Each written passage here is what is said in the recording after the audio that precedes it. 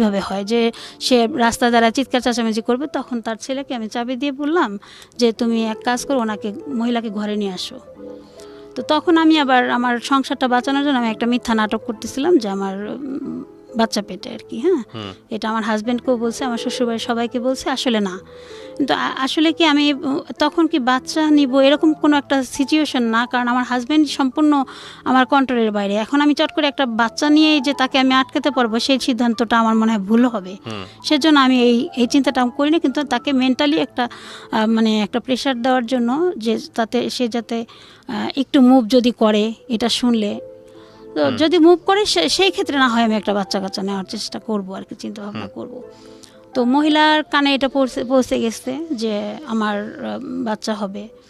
আমার হাজব্যান্ডও এই বিষয়টাকে খুব বাজেভাবে দেখছে, সেও আমাকে উল্টাপাল্টা কথা বলে, যারা তোমাকে পরামর্শ দিচ্ছে তারাই পালবে।